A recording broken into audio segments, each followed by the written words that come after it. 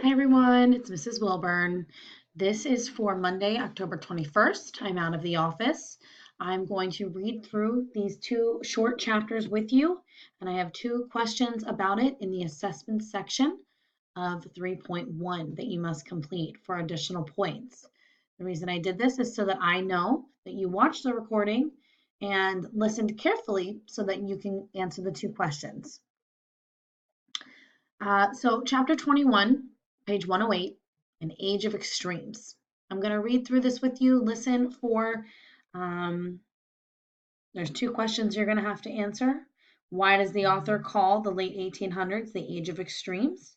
And two, what steps did Carnegie take to improve society? So listen carefully as I read, and when I'm finished, you may go and take the assessments in 3.1. It was a confident time in the United States as the 19th century became the 20th. For most people, life was good and would get even better.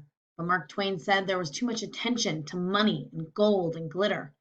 He called this turn of the century a Gilded Age. Remember, we talked about that before.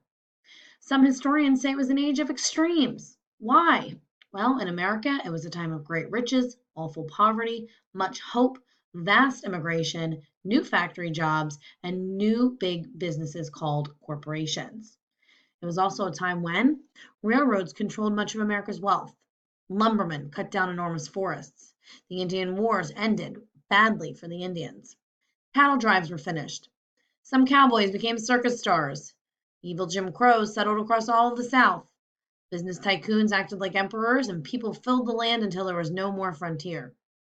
It was also the time when these things were invented or developed: electric lights, telephones, moving pictures, record players, bicycles, horseless carriages, flying machines, skyscrapers, baseball and football leagues, and typewriters. And more too. It was a time when most Americans still lived on farms, although cities were booming. It was a time when some women and people of color demanded to be treated as full citizens and hardly anyone paid attention. When thousands of children worked from sunup to sundown and a few people began to pay attention.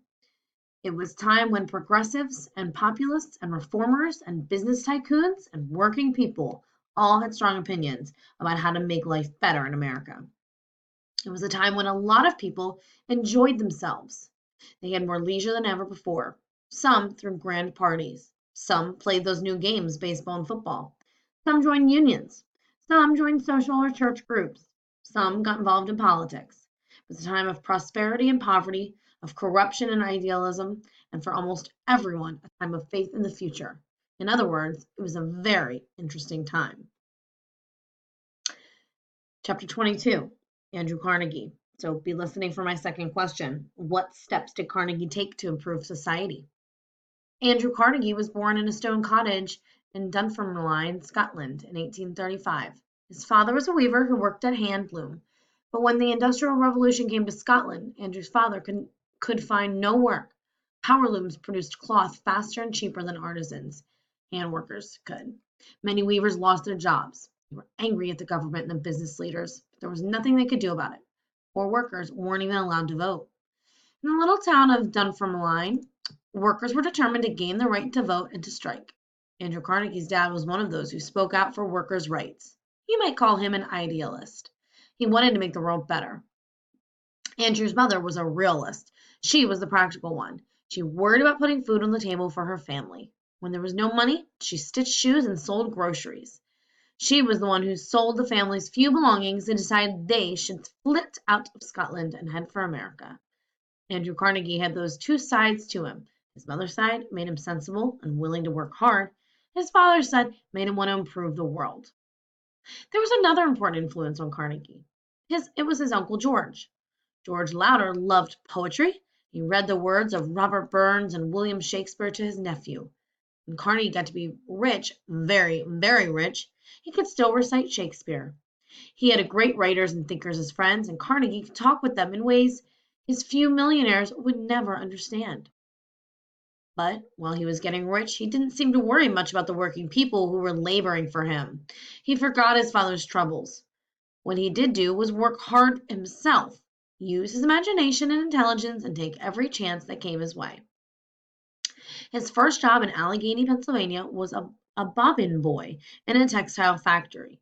He worked from 6 in the morning till 6 at night and was paid $1.20 a day. He was 12 years old. A year later, he heard that a messenger boy was needed at the new telegraph office in Pittsburgh. He got the job and set out to be the best messenger boy in town. Soon he knew all the streets and buildings by heart. He watched the telegraph operators and taught himself Morse code. Then he learned to decipher the code from the clicking sound of the telegraph without needing the tape printer. No one else in Pittsburgh could do that. One day, Andy found a check for $500 on the street. He turned it over to those who could find the owner. A newspaper, the Pittsburgh Gazette, wrote a story about him, called him an honest little fellow, and that impressed Thomas A. Scott, who was soon to become a leading railroad man. He hired Carnegie as an assistant at $35 a month. Andy was now 17 and in a place where opportunity would find him. When it did, he was ready to grab it. He learned about capital, which is money, and how to use it to get businesses started. He learned to put money to work. He invested in railroads, railroad sleeping cars, bridges, and oil derricks. By the time he was 33, he was rich. Then he wrote himself a note. So far, it was his mother's side he had followed. At 33, he remembered his father's idealism. He wrote that he would work for money for 2 more years. Then he would work to help others. No idol is more debasing than the worship of money, wrote Carnegie.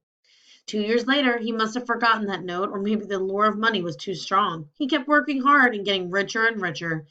He entered the iron business, but soon realized that steel was the metal of the future. Carnegie became king of America's steel industry, and soon American steel dominated the world. Carnegie Steel Company was very profitable. It used the best, most efficient machinery and kept wages very low. Carnegie's workers, men who were like his dad and uncle, earned very little. Life for their families was awful. The writer Hamlin Garland visited a steel town and wrote this. The streets were horrible, the buildings poor, the sidewalks sunken and full of holes. Everywhere the yellow mud of the streets lay kneaded into sticky masses through which groups of pale, lean men slouched in faded garments. When salaries were cut at Carnegie's Homestead Steel Mill in Pennsylvania, the workers went on strike. Carnegie's manager, Henry Clay Frick, refused to talk to the strikers. Instead, he sent in Pinkerton detectives. Pinkerton was the name of a company that supplied armed guards. They were called detectives, but they were just men with guns.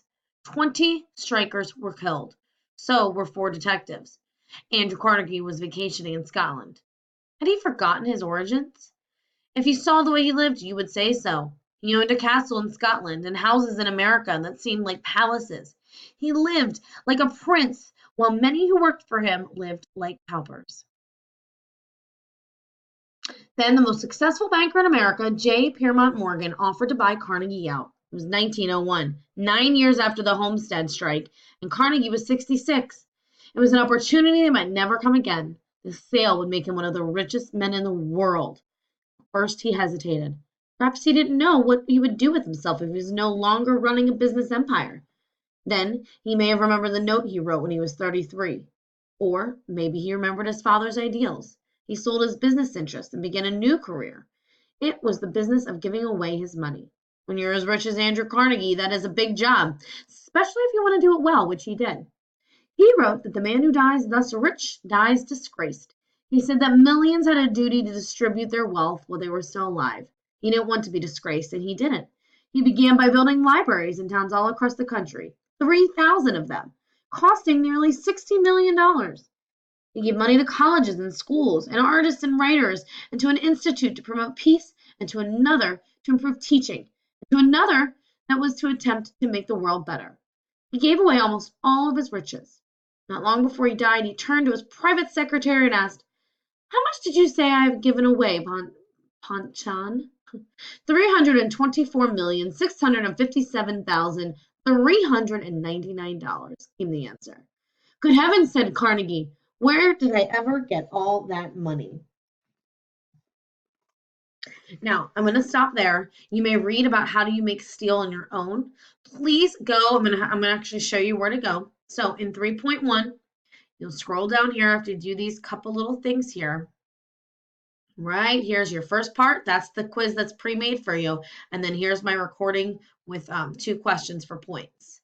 I will try and upload the recording in here as well, but for now, you'll be getting it as an email attachment. So please make sure to watch it and answer these 2 questions. Thanks, friends.